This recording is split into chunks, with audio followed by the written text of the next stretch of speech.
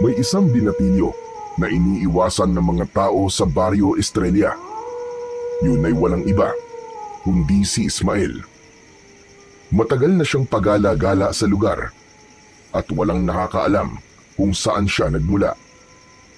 Wala siyang magulang, wala ring kapatid, wala ring tiyak na nakakaalam ng kanyang edad. Ang tansya ng ilan ay 15 o 16, pero sa itsura niya ay parang mas bata pa. Payat siya, maitim na parang sunog sa araw, laging marumi ang damit at amoy pawis. Wala siyang permanenteng tirahan. Minsan nakikita siya sa ilalim ng tulay, kung minsan naman sa gubat o di kaya ay sa likod o harap ng kapilya. Marami sa mga taga-baryo ang naniniwala na merong daw dalang malas si Ismael. Sa tuwing may nangyayaring masama, palaging siya ang sinisisi. Tulad na lamang nung namatay ang mga alagang isda ni Caminandro. Nangyari ito sa araw na napadaan si Ismael sa isdaan. Isa pa ay ang batang nasagasaan. Sabi ng ilang nakakita, dumaan daw ang bata sa tapat ni Ismael bago mangyari ang aksidente. Noon, tahimik lang siyang nakaupo sa gilid ng kalsada at namamalimos. Walang pakialam ang binatilyo sa anumang sinasabi nila tungkol sa kanya. Sanay na siya. Bawat linggo, may bagong tsismis tungkol sa kanya na may kinalaman sa mga kamalasan. Kapag naglalakad siya at napapadaan sa kalsada, napapansin niyang humihinto ang usapan ng mga tao. Yung iba naman, bigla na lang tatalikod. Yung mga bata, pinipigilan ng mga magulang na lumapit sa kanya. Pero kahit na ganun ang trato sa kanya ng mga taga-baryo, kailanman ay hindi siya nakipagtalo o nagtanim ng sama ng loob. Tahimik lang siya. Wala rin siyang lakas ng loob para magsalita. Kahit gusto niyang ipagtanggol ang kanyang sarili, alam niyang wala ring makikinig sa kanya. Marami ang naiinis sa kanya. Madalas siyang ipetisyon ng mga tao na palayasin. Pero kahit ilang beses na siyang itinataboy, palagi siyang bumabalik. Isang gabi, dumating ang isang matandang lalaki. Magulo ang kanyang buhok. Mahaba na parang hindi nagsusuklay sa loob ng maraming taon. Puno ito ng alikabok at putik. Ang mukha nito ay balot ng dumi. Halatang walang ligo ang lalaki. Makapal din ang kanyang balbas. Ang suot niyang lumang t-shirt na kupas ay punit na sa bandang dibdib at may butas din sa tagiliran. Ang suot naman nitong short ay masyado ng maluwag, pero may sinturon ito na gawa sa pinilipit na tela. Nakasapatos ang isang paa niya. Sira na ang unahan. Kita na ang daliri sa paa. Ang kabilang paa naman ay nakatsinelas na may butas sa gitna. Ano ba yan? Ang baho naman! Reklamo ni Mang Tonyo. May-ari ng isang karinderya sa baryo. Asawa ni Aling Celia. Kasalukuyan silang nagsasara ng kanilang tindahan ng oras na yon. Napalingon ang matandang lalaki dito. Dahan-dahan lang, parang hindi nagulat o nasaktan sa kanyang narinig. Bagkus ay nakangiti pa ito. Napatakip ng ilong ang mga taong nakatambay sa harap ng karinderya. Hindi nila masikmura ang masangsang na amoy ng matanda. Tumigil ang matanda sa tapat ng mga tao. Tinignan sila isa-isa. Paparating na sila! Paparating na ang mga kampon ng kadiliman! Maganda kayo! Magsipagsisi na kayo sa inyong mga kasalanan! Walang Diyo! Ang bihira talaga itong baryo natin. Sukin-suki tayo sa mga palaboy at baliwa. Tonyo, ano ba? Tama na nga yan.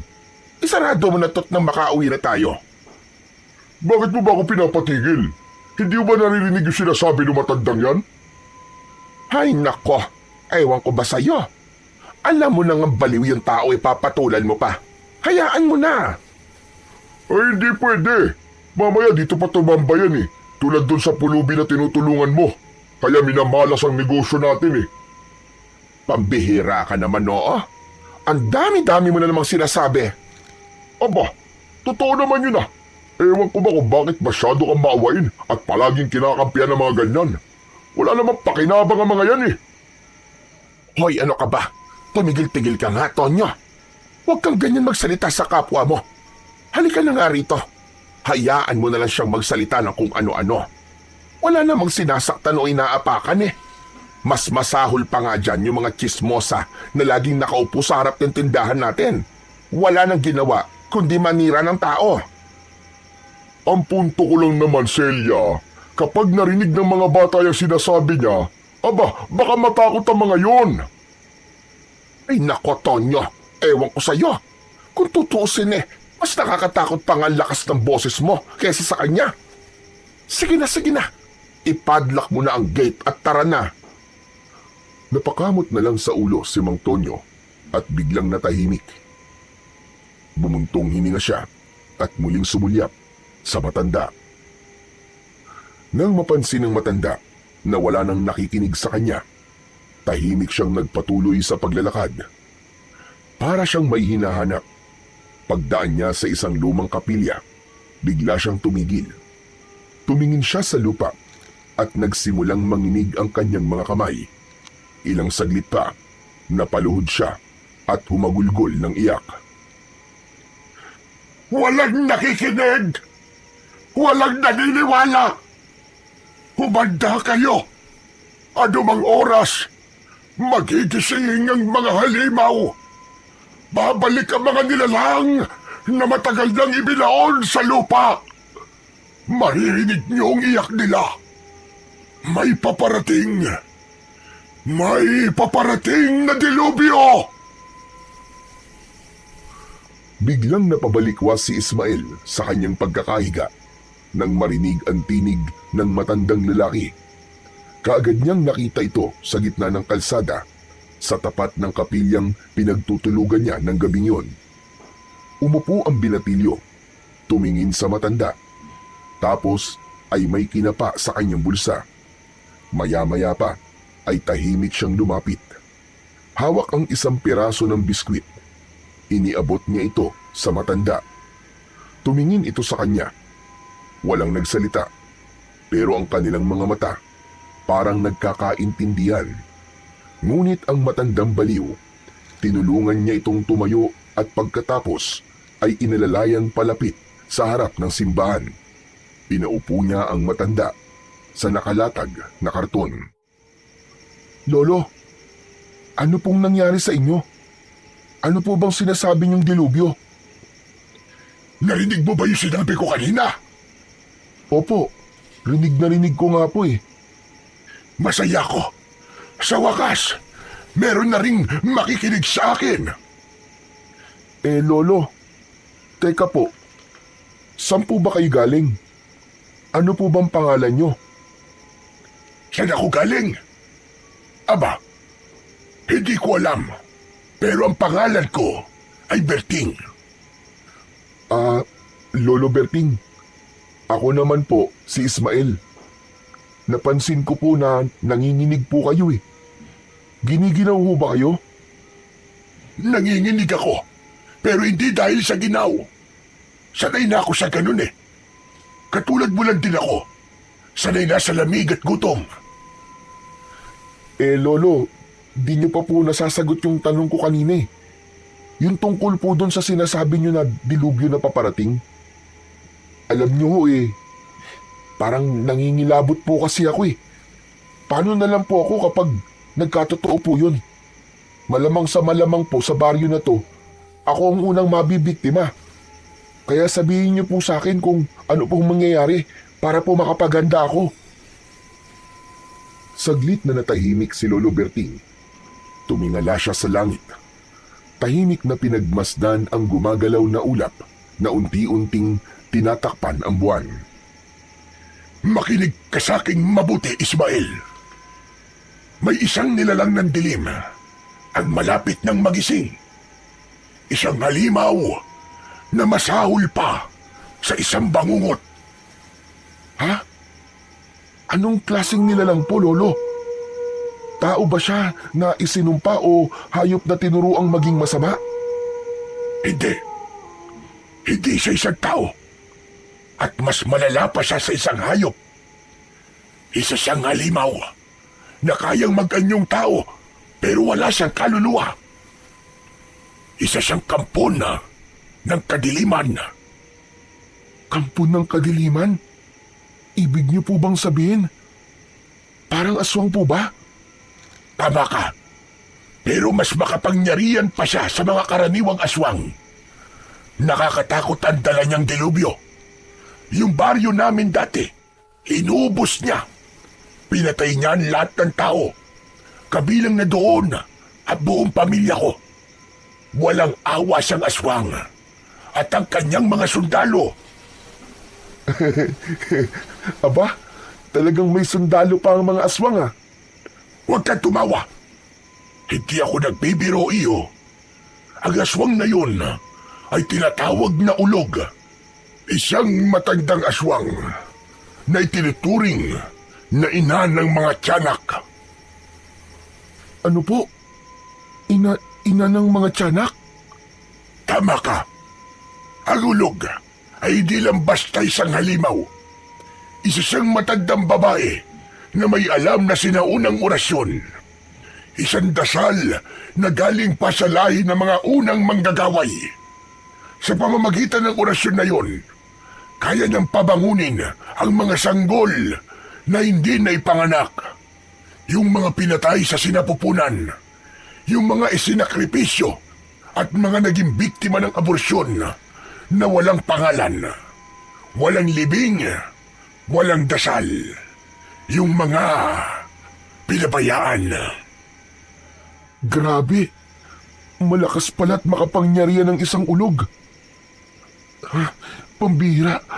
Kung talagang kaya niyang bumuhay ng mga tiyanak, abay nakakatakot nga naman talaga.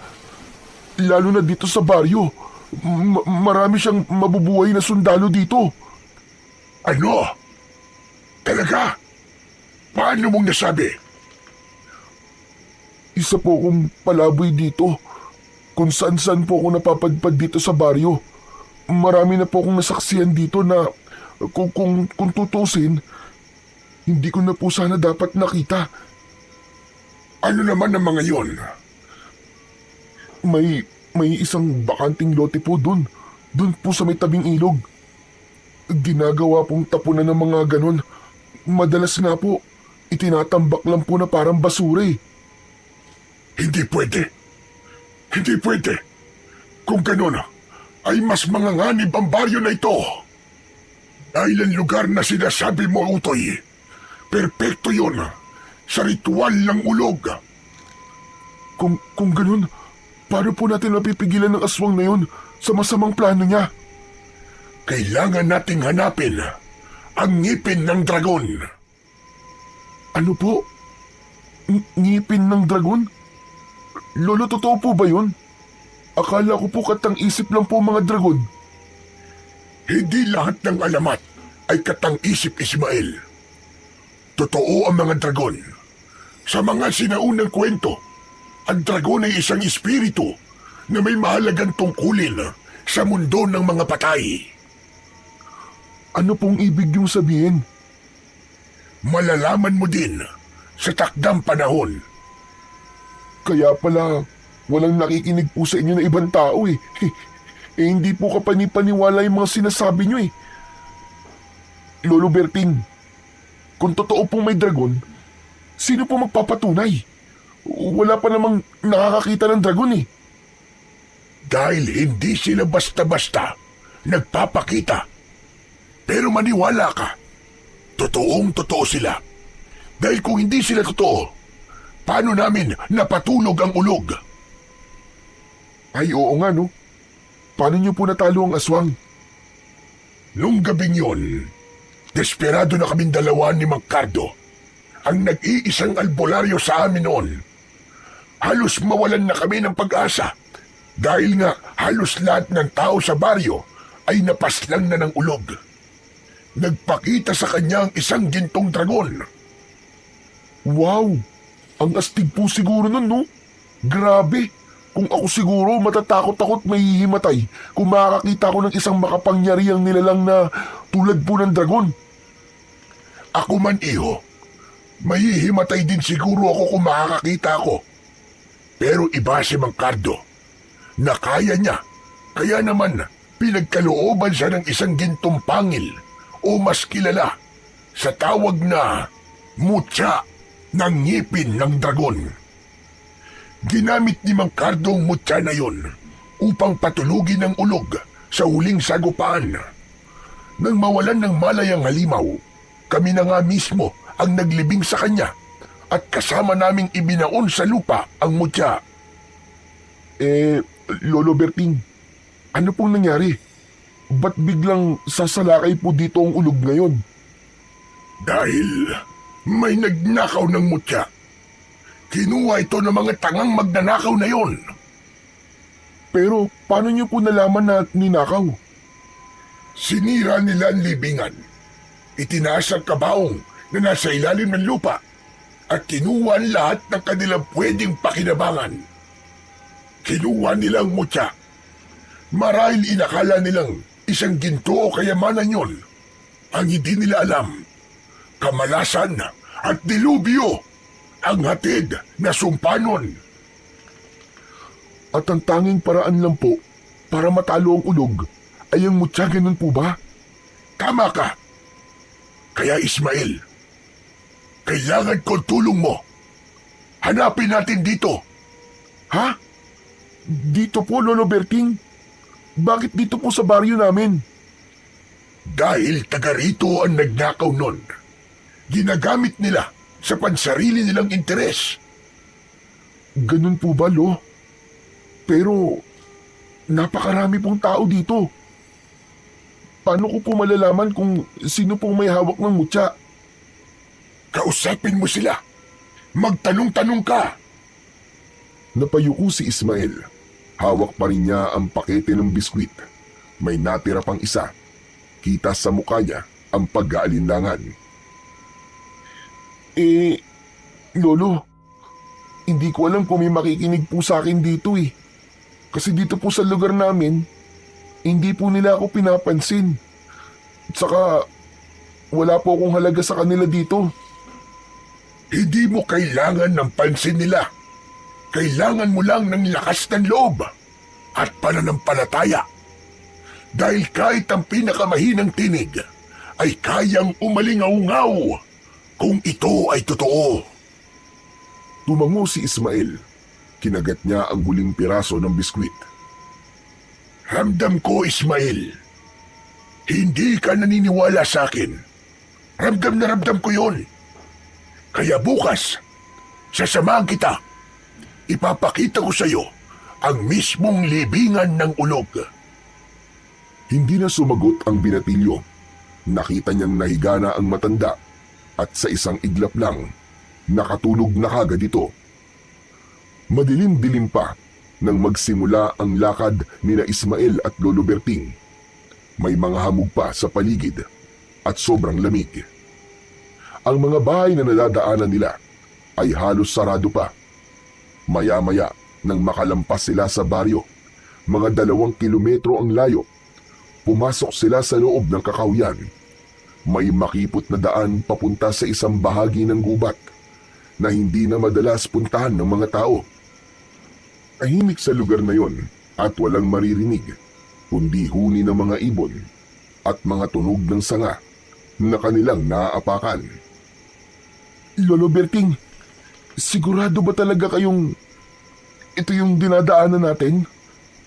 Ang kipot tsaka masukal po eh. Mamaya po may ahas dito. Baka mamaya matuklaw pa tayo. Huwag kang mag-alala. Kabisado ko ang lugar na ito. Ilang beses na rin ako nakarating dito.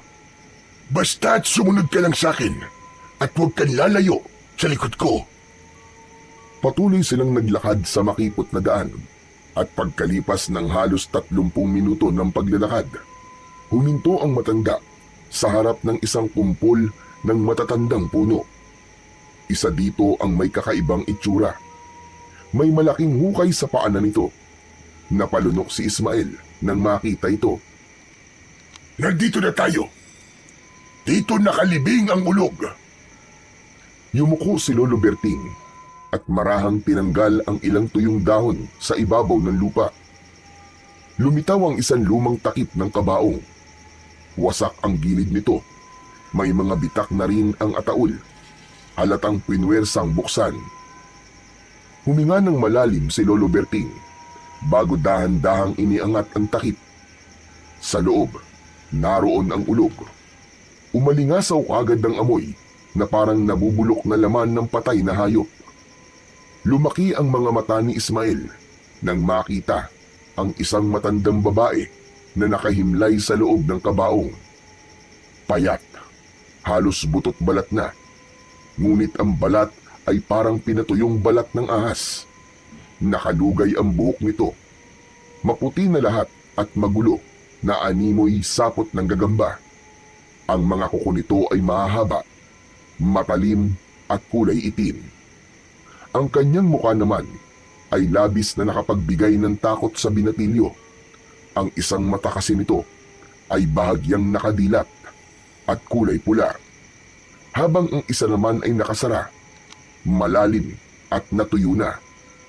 Parang nakain na ng uod. Naaagnas na rin ang gilid ng kanyang muka. Yan!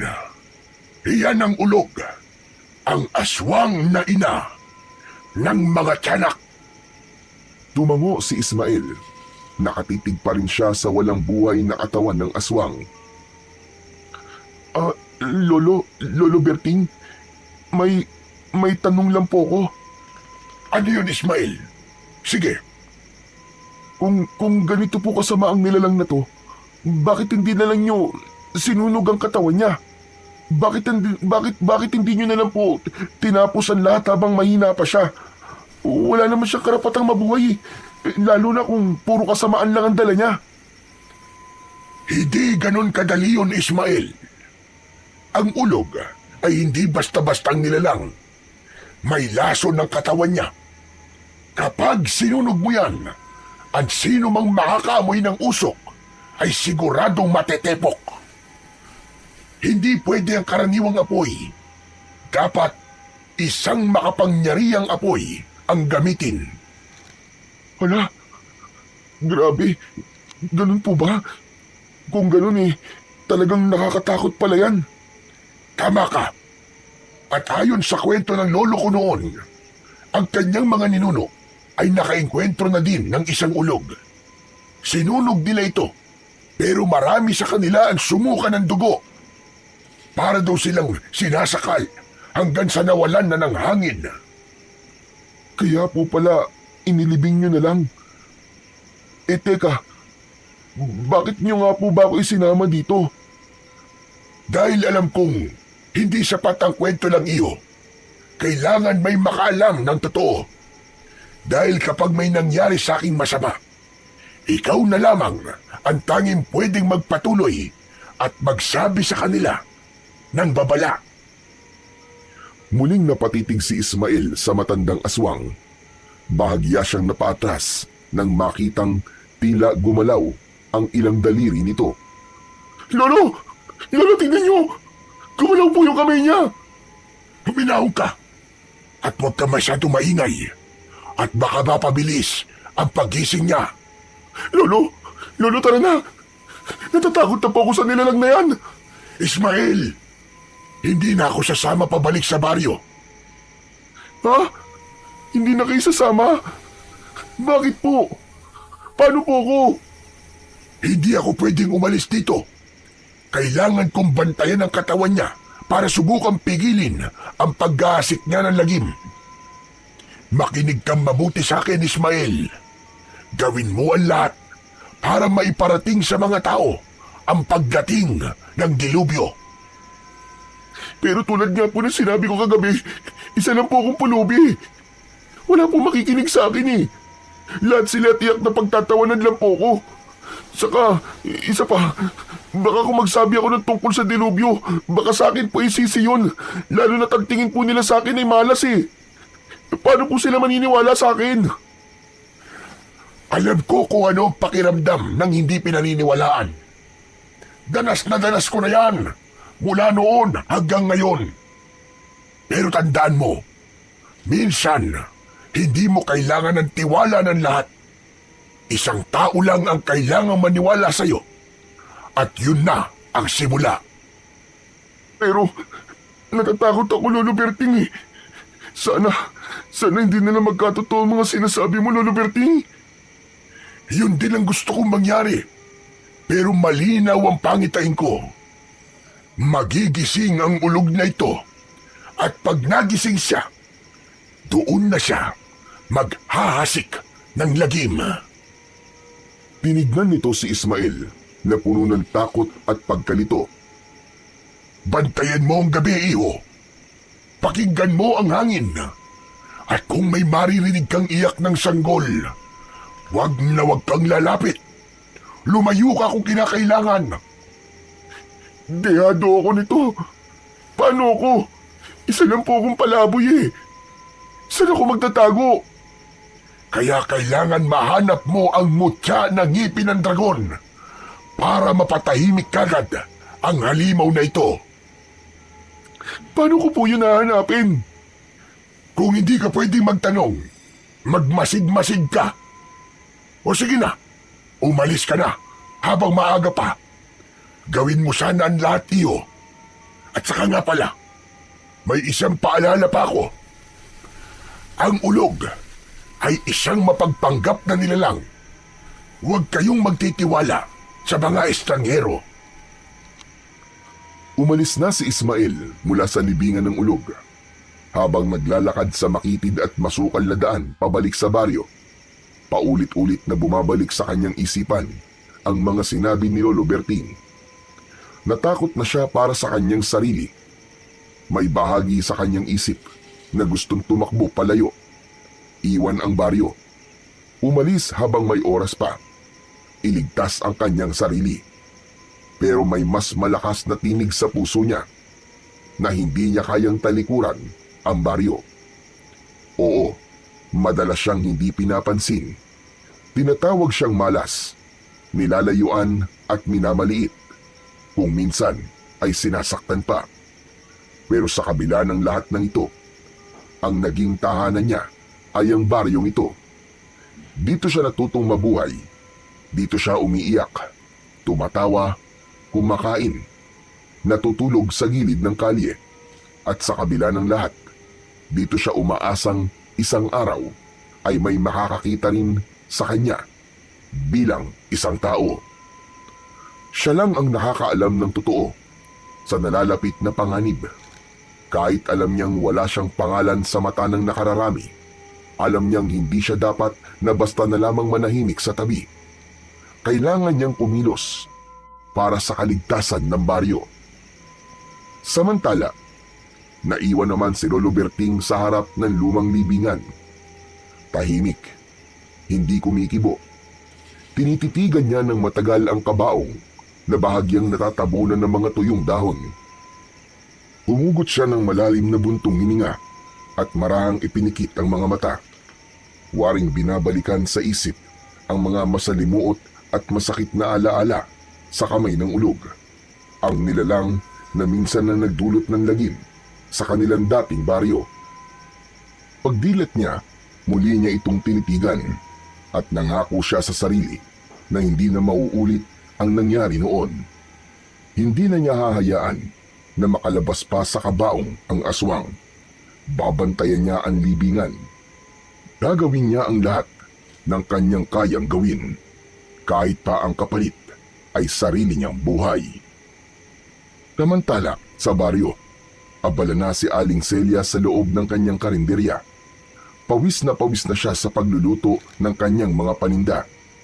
Wala pang 6:00, pero may ilang suki na ang dumarating para mag-agahan. Hindi niya masyadong maistima ng maigi ang kanyang mga suki dahil nalilito na siya sa dapat na unahin. Naiinis na rin siya sa asawa dahil tanghali na ito nagising. Kaya naman, nang pumasok ito sa kusina, hindi na napigilan ng ginang ang kanyang bibig. Aba, Tonyo, anong oras na? Akala mo ba'y madali ang mga trabaho ko dito? Ako na naman ang pinagagawa mo sa lahat. Ay nako, ang aga-aga nagsimula ka na naman. Sino ba kasing may gusto nito ha?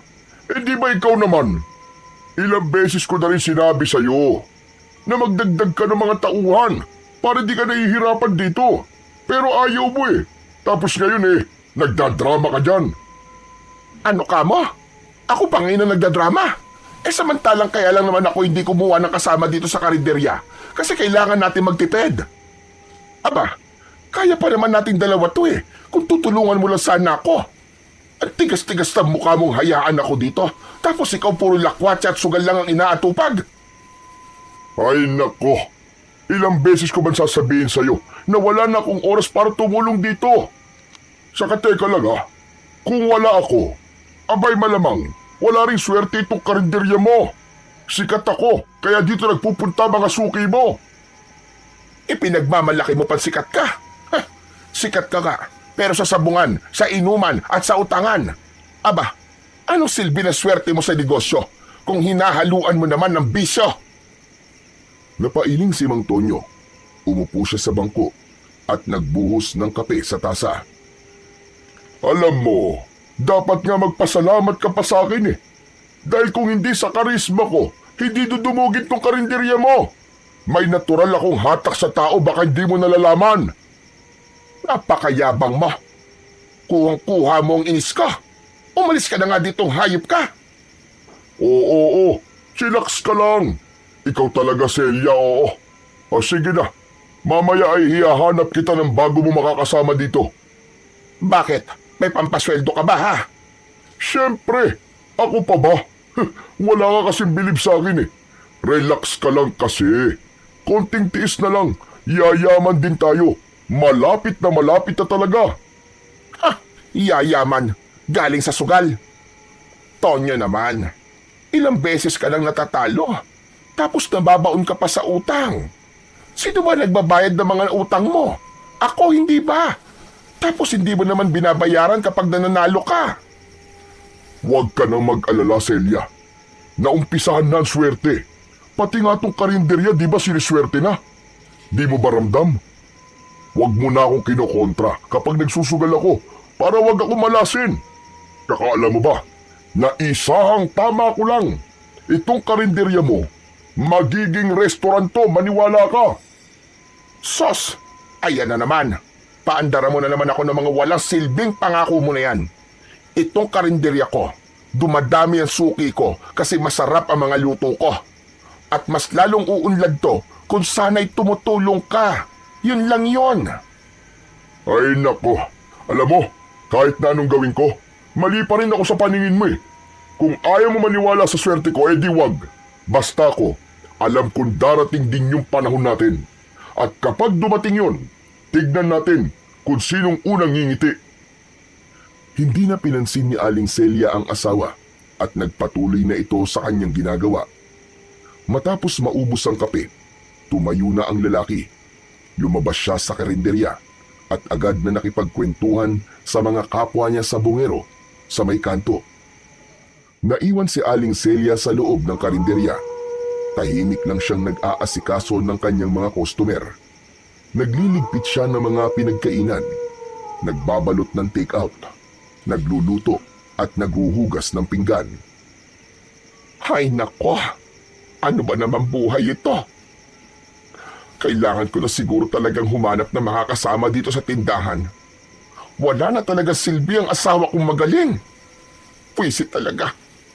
Kung bakit ba sa dinabi namin ng lalaki, siya pa ang napili ko. Napakamalas ko naman. Ilang oras pa ang nakalipas habang abala sa pag-aasikaso ang babae. Napansin niya si Ismael na paparating. Dahan-dahan ang lakad nito. Parang wala sa sarili. Tulala at parang may malalim na iniisip. Napatingin si Aling Celia sa orasan. 9:00 na ng umaga. Ismael! Hoy, Ismael! Halika nga rito. Napalingon si Ismael, parang nagulat sa tawag. Saglit siyang tumigil. Tinignan niya si Aling Celia, sa kadahan-dahang lumapit. Tahimik pa rin siya at nakayuko. Oy, bata ka. Ano ba nangyari sa'yo? Parang ilang araw ka nang di natutulog ah. Kumain ka na ba ha? Umiling lang si Ismael. Walang salitang lumabas sa bibig. Tumangu-tangu lang siya ng marahan. O siya, halika na. Pumasok ka na muna rito. Dito, maupo ka. Mag-almusal ka muna bago ka kung saan-saan magpunta. May natira pang sinangag tsaka longganisa. Mainit-init pa yan. Hindi na tumanggi si Ismael. Tahimik siyang naupo sa isang sulok ng karinderya. Agad namang inihain ni Aling Celia ang pagkain.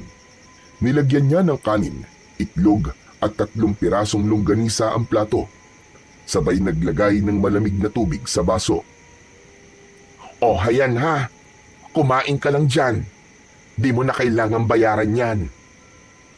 Salamat po, Aling Celia. Kayo na po talaga ang pinakamabait po dito sa baryo. Hay nako, huwag mong sabihin yan at baka marinig ka ng asawa kong si Tonyong demonyo. Baka kung ano na naman ang sabihin nun. Hindi mo ba alam? Ayaw na ayaw nun sa'yo. Ay nako, ewan ko ba doon kung bakit? Kaya nga po, napapansin ko rin po eh. Hindi po ako makalapit kapag nariyan po siya. Pabayaan mo na. Wala namang alam yun kundi sugal, sabong at inom. Minsan nga iniisip ko mas mabuti pang wala na lang akong asawa eh. Perwisyo sa buhay ang asawa kong yon at walang silbi. Napangiti ng konti si Ismael sa sinabi ng ginang. Tahimik na nagsimulang kumain ang binatilyo. Gutom na gutom ito. Doon lang niya naisip na ilang araw na rin siyang hindi nakakakain ng matino.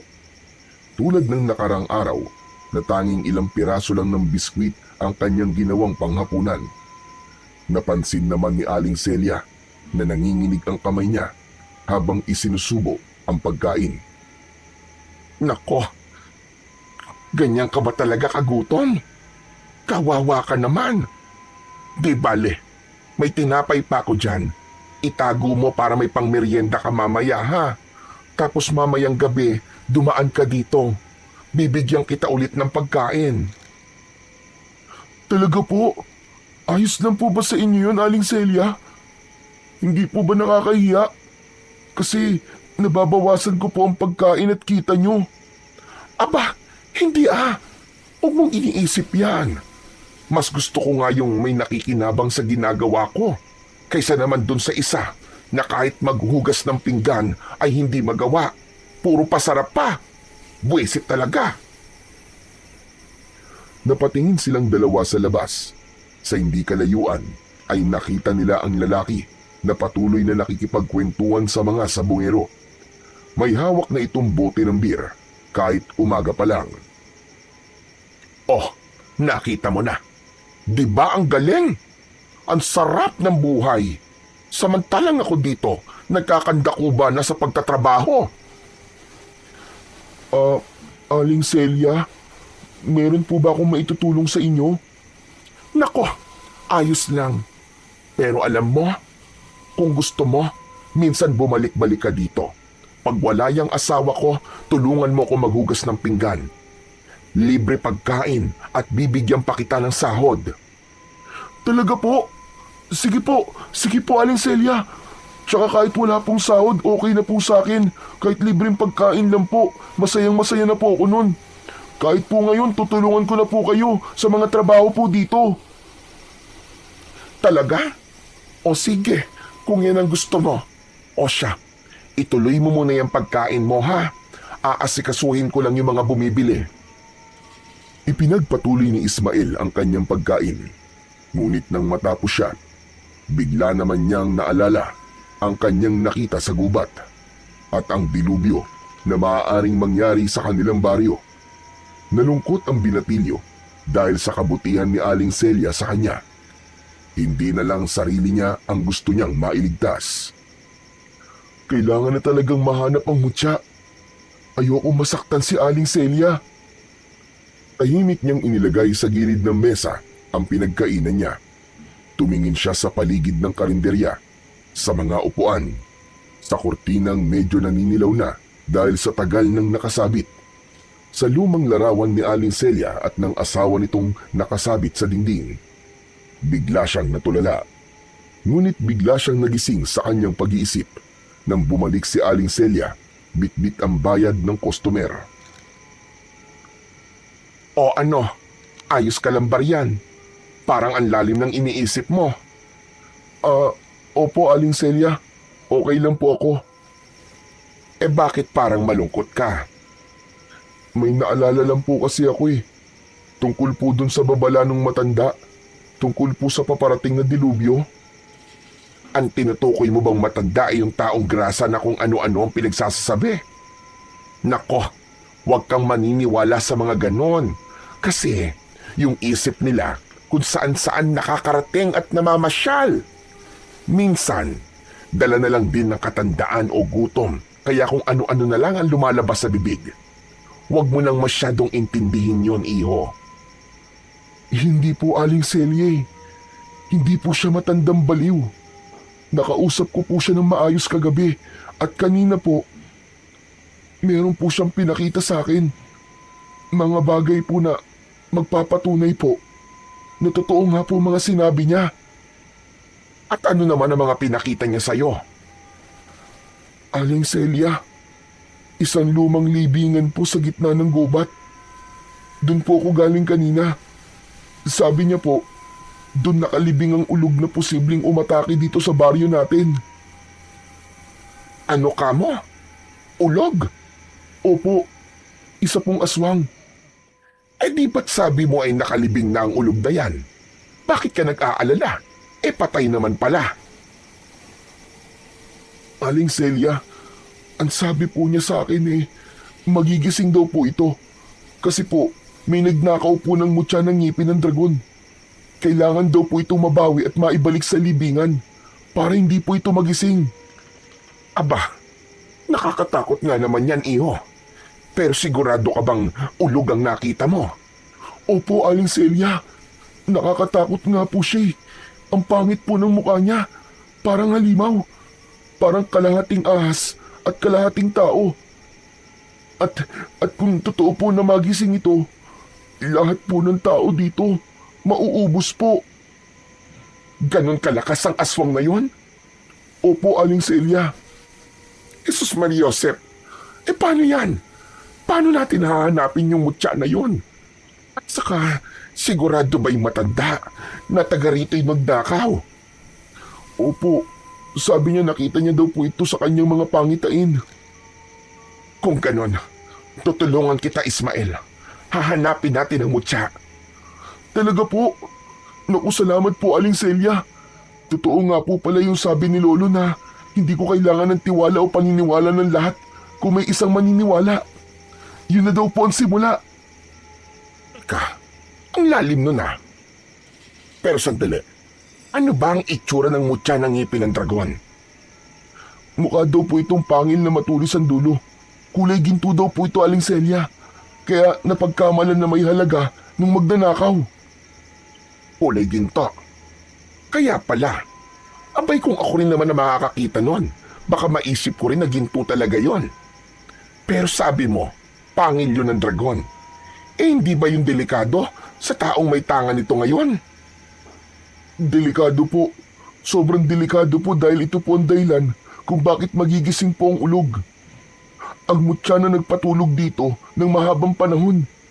Inilagay po yun ng isang biyasang albularyo para protektahan po ang lahat laban po dun sa malupit na aswang. O Ismael, ano ba yan? Parang lalo kong kinikilabutan sa kwento mo. Sa tono ng boses mo parang totoo nga. Maniwala po kayo, Aling Celia. Totoong-totoo po ito. Naniniwala po ako dun sa matanda. Kasi nakita ko po talaga yung aswang sa kanyang libingan. Natatakot po ako, Aling Celia. Kapag hindi ko nahanap ang mutya, posibleng ako po ang pinakauna niyang magiging biktima. Wala po akong bahay na masisilungan o mapagtataguan kung sakali man po na umatake siya. Ako po ang unang mamamatay. Huwag kang matakot. Huwag kang matakot, Ismael. Kailangan mo ng masisilungan. O siya, sige. Dumito ka muna sa loob ng tindahan ko. po. Seryoso ako. Para mabawasan yung takot na nararamdaman mo. Dito ka. Ibibigay ko sa iyo ang isa kong susi. Mamayang gabi, kapag tahimik na, saka ka pumasok dito. Dito ka matulog. Maghahanda din ako ng hapunan mo. Ilalagay ko dun sa ref. Pero itong tatandaan mo, kailangan mong lumabas ng maaga o madaling araw pa lang para walang makakakita sa iyo, ha? Para hindi ka makita ng asawa kong inutil. Alam mo na, malaking problema yon pag nagkataon. Naku, maraming salamat po, Aling Celia. Hindi ko po alam kung paano ko po kayo mapapasalamatan. Ang bait-bait niyo po talaga sa akin. Ay nako, wala yon iho. Huwag mong isipin yon. Ginagawa ko to kasi alam kong mabuti kang bata. Hindi mo rin naman ginusto na maging ganyan ang buhay mo, hindi ba? Kung di lang sana tarantado ang asawa ko aampunin na kita . Ayos lang po yun, Aling Celia. Sanay na rin naman po ako sa buhay sa lansangan. Malaking bagay na po itong ibinigay niyo sa akin. Napakabait niyo po. Ngumiti si Aling Celia. May dinukot ito sa kanyang bulsa. Isang lumang susi. Inabot niya ito ng palihim kay Ismael. O ayan ha. Gamitin mo yung susi na yan kahit na anong oras mo gustong pumunta dito. Basta tahimik ka lang ha. Huwag kang magkakalat. Huwag kang mag-iingay. May maliit akong kwarto sa bodega. Doon ka matulog kung gusto mo. May banig at kumot doon. Maraming salamat po talaga, Aling Celia. Saka nga pala, huwag kang mangangalikot dito ha. Ayoko ng problema. Opo, pangako po. Hindi ko po kayo bibigyan ng problema. Maraming salamat po uli. O siya, sige na. Bumalik ka na lang ulit mamayang tanghali kasi sigurado ko na nasa sabungan na naman ang asawa ko. Tulungan mo ko sa mga gawain ko dito, ha? Opo. Tumango si Ismael nang makaalis sa harap niya ang babae na pangiti siya. Sa simpleng kabutihan nito sa kanya, nagkaroon siya ng pag-asa. Nabawasan kahit papano ang takot niya. Samantala, habang inililigpit ni Aling Celia ang mga plato sa ibang mesa, panay ang sulyap niya kay Ismael. Hindi man niya aminin, pero may kung anong kaba siyang naramdaman nang marinig mula sa binatilyo ang banta ng ulog. Minsan na niyang napakinggan ng kwento tungkol dito, pero matagal ng panahon yun, kaya medyo nakalimutan na niya. At kung hindi lang pinaalala ng bata ang tungkol dito, hindi pa niya maaalala ang minsang naikwento sa kanya ng kanyang lolo. Napakagat labi siya. Hindi na lang si Ismael ang kinakabahan, kundi pati siya. Samantala, pagdating ng tanghali, nasa sabungan si Mang Tonyo. Maingay ang lugar, amoy pawis, sigarilyo at alikabok. Nasa isang sulok si Mang Tonyo, may hawak na manok habang nakaupo sa bangko. Dumaan ang tagabantay ng sabungan at napansin siya. Aba, Mang Tonyo, andito ka na naman. Iniwan mo na naman yung asawa mo doon sa karinderya. Naku, pabayaan mo yun doon. Kaya-kaya na niya mga gawain doon, ano. Marunong yun sa lahat eh. Ako, dito ako kailangan. Dito ang swerte ko eh. At dito maraming pera. Iba ka talaga. Kung sa bagay, ilang araw ka na siniswerte ah. Sana all. Lahat ng pusta mo, paldo. Aba, syempre. Akin lahat ng swerte. Kaya't magdididikit ka sa akin. Kaya nga eh. Para kang may agimat. Aba, anong agimat? Wala. Wala akong agimat. Anong pinagsasabi mo? Swerte lang talaga ako. Tumawa si Tonyo, sabay lakad papunta sa gitna ng sabungan habang patuloy ang tawanan at sigawan ng mga tao. Kinagabihan, matapos ang maghapong pagtulong sa karinderya, napaupo si Ismael sa tabi ng kalan. Tahimik na ang paligid. Wala na ang mga suki. Wala na rin ang amoy ng nilulutong ulam. Tapos na rin siya sa maghapong hugasin. Lumapit sa kanya si Aling Celia na may hawak na plastik ng mga panindang natira. Ismael, mauuna na ako ha. Uuwi na muna ako sa bahay. Pakicheck na lang itong pinto sa likod ha. Yung mga kaldero, bukas na lang linisin. Magpahinga ka na rin. Alam kong pagod ka na, iho. Opo, ako na pong bahala. Ngumiti lang si Aling Celia, pero may bakas ng pagod at pag-aalala sa kanyang muka. Lumingon pa ito sa paligid bago tuluyang lumabas at isinara ang pintuan. Pagkaalis ng babae, tumayo si Ismael at isinara ang mga bintana. Tahimik na niyang pinatay ang ilaw sa loob, maliban sa isang maliit na bombilyang nakasabit sa may kusina. Huminga siya ng malalim at nagtungo sa bodega. Nakita niyang may pang-isahang higaan doon sa gitna ng mga lumang sako at kahon ng mga dilata. Nahiga na ang binatilyo at sinubukang matulog. Ngunit ilang minuto pa lang ang lumilipas, may narinig siyang kaluskos. Maingat, dahan-dahan. Parang may naglalakad sa labas ng karinderya. Naisip kagad ng binatilyo na baka magnanakaw. Narinig niyang may nagbukas ng pinto hanggang sa may narinig siyang boses. Dito na lang tayo. Wala naman tao dito eh. Tayo lang. Nanlaki ang mata ni Ismael. Agad siyang gumapang sa likod ng mga sako at nagtago sa dilim. Mula sa siwang ng pinto ng bodega, nasilip niya si Mang Tonyo kasama ang isang babae. Medyo bata pa ito, naka-miniskirt at may makapal na kolorete sa muka. Nagtanong ang babae kung talaga bang walang makakaistorbo sa kanila. Wala na. Umuwi na yung matanda kong asawa eh. Halika na. Pumasok sila sa loob ng bodega, sa mismong lugar kung saan kanina lamang ay nakahiga si Ismael. Napansin ng lalaki ang ayos ng katre. Napakunot ang noo nito at sandaling nag-isip. Naglakad-lakad si Tonyo, parang sinusuri ang paligid. Napahigpit ang hawak ni Ismael sa lumang sako habang nakayuko sa likod ng mga kahon. Bumundol ang labis na kaba sa dibdib ng binatilyo. Akala niya ay mahuhuli na siya. Mabuti na lang at nagmadali ang babae at sinabing tapusin na nila ang kailangan nilang gawin dahil gusto na rin itong umuwi. Agad na inalis ng lalaki ang itim na jacket at ibinaba ito sa sahig. Hinila niya ang babae palapit sa kanya. Hindi na sila nag-aksaya ng oras.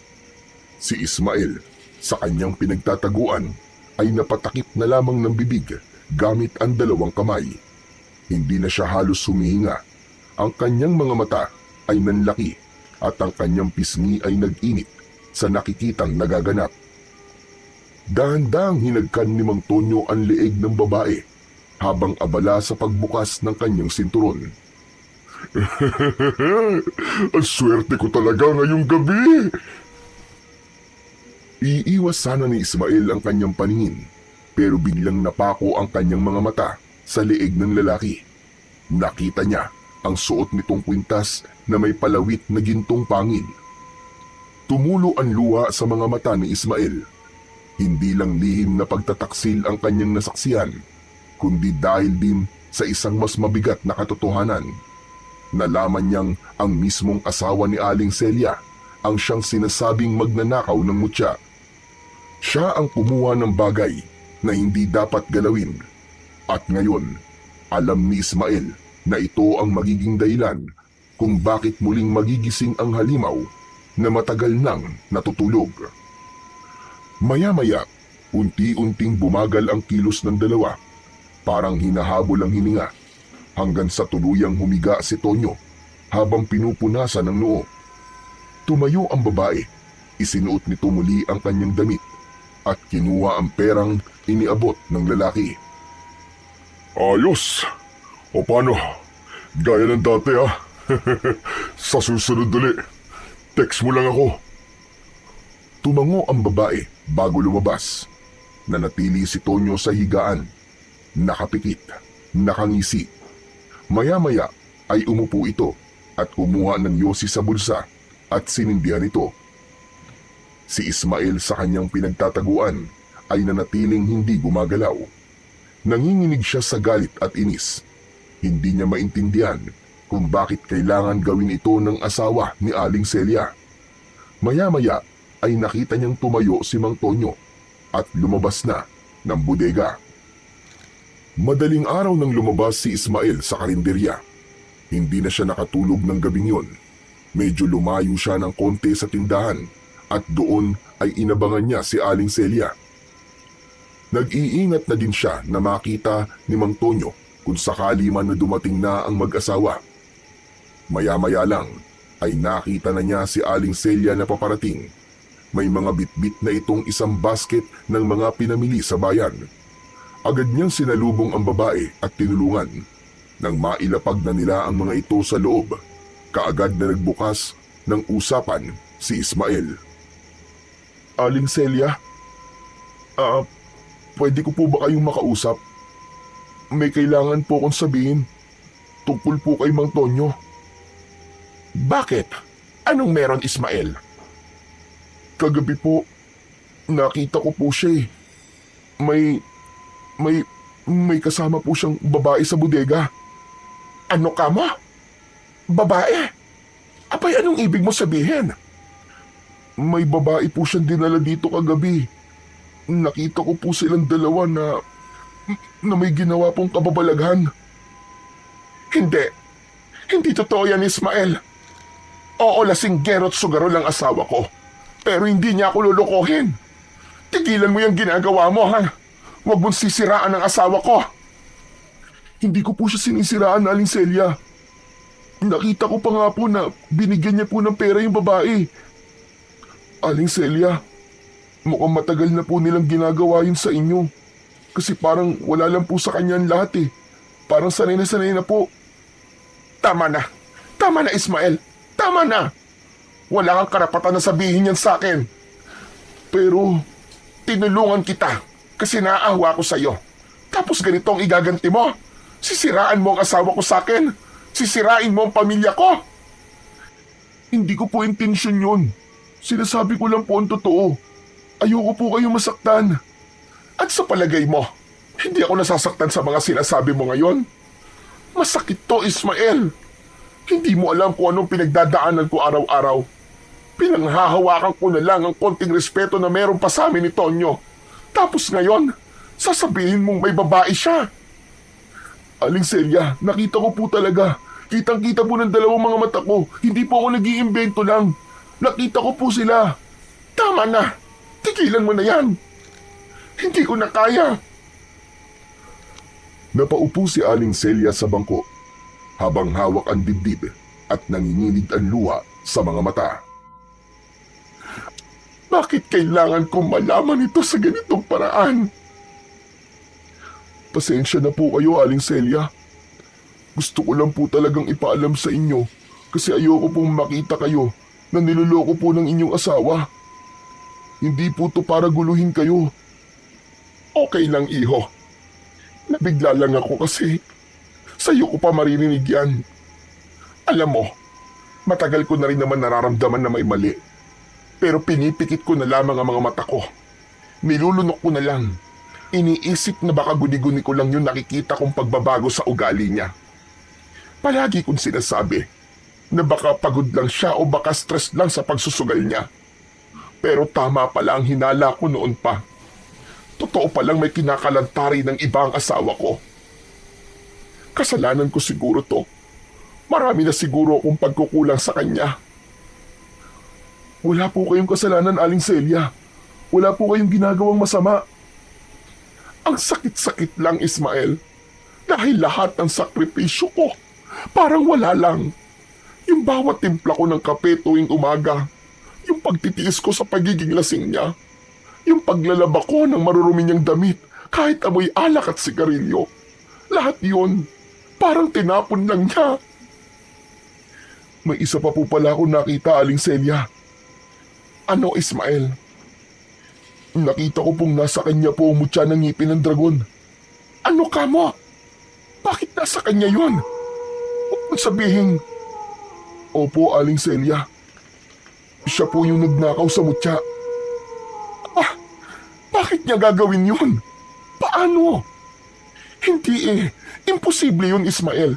Hindi gagawin ni Tonyo ang magnakaw lalo pat galing sa hukay. Numero unong matatakutin ng taong yun eh. Pero nagsasabi po ako ng totoo, Aling Celia. Tulungan niyo po akong makuha yun sa kanya. Kapag hindi natin nakuha ang mutya, wala na pong pag-asa. Magkakagulo po sa buong baryo. Marami ang mamamatay. Dahil posibleng anumang oras po ay magigising na po ang halimaw. Ismael, patawarin mo ko. Pero hindi ko alam kung kaya kong kunin yun kay Tonyo. Iba ang asawa ko. Kapag may ginawa kong hindi niya gusto, sinasaktan niya ako. Aling Celia, kung hindi natin mapipigilan ng aswang, maraming mamamatay. Hindi lang po ako.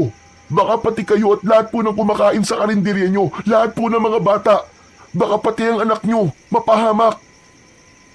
Hindi ko alam kung kaya ko.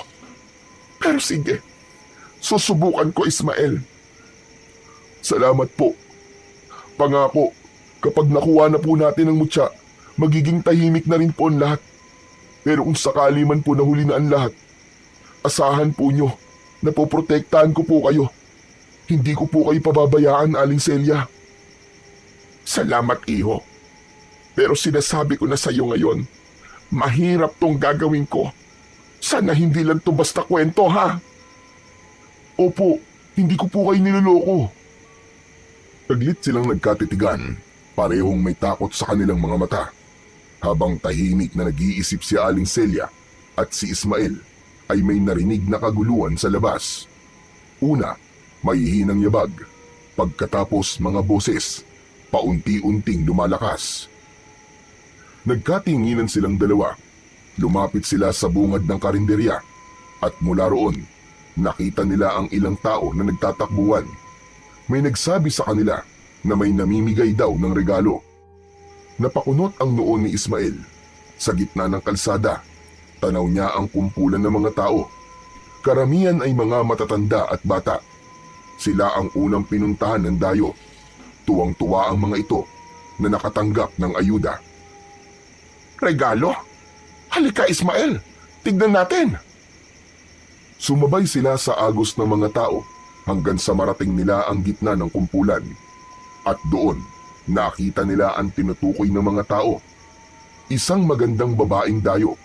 May dalang basket na puno ng mga pagkain, tinapay, prutas at ilang sobre. Lahat ng matatanda at batang lumalapit sa kanya ay may natatanggap. Para siyang diwata sa mata ng mga tao. Grabe! Ang ganda-ganda naman niya. Parang artista. Pero si Ismael hindi mapakali. Kahit mabait at maganda ang itsura ng babae sa kanyang harap, ay may kutob siyang hindi maganda dito. May naaamoy siyang kakaiba. Hindi amoy ng tinapay at tsokolate, at hindi rin amoy ng taong pawisan. Iba, parang amoy ng bulok na hayop na pilit tinakpan ng pabango. Biglang napakunot ang kanyang noo nang mapagtanto na parang siya lang ang nakakaamoy nun. Teka, ang baho naman. Ba't ganun? Ano yon, Ismael? Wala po ba kayong naaamoy na masangsang? Ang baho. Ha? Wala naman ah. Alam mo, mabuti pa pumila ka na rin. Sayang din yung pinamimigay niya, oh. Pero hindi lumapit si Ismael. Pinili na lang niya na manood habang pinagmamasdan niya ang dayong babae. Tila lumilinaw ang kutob niyang hindi lang ito basta dayo. Kinagabihan, hindi na bumalik pa si Ismael sa loob ng karinderya. Sa kabila ng ilang beses na pagtanggi ni Aling Celia nang isaoli niya ang susi, pinili na lamang niyang manatili sa labas at matulog sa likod ng simbahan. Kinakabahan siya tulad pa rin ng dati dahil sa takot na baka biglang may umatake, pero tinanggap na niya kung sakali man. Naganda na lamang siya ng isang kutsilyo at yun ang kanyang itinabi sa kanyang pagtulog. Inayos niya ang sarili at pinilit na ipikit ang kanyang mga mata, pero hindi siya nakatulog.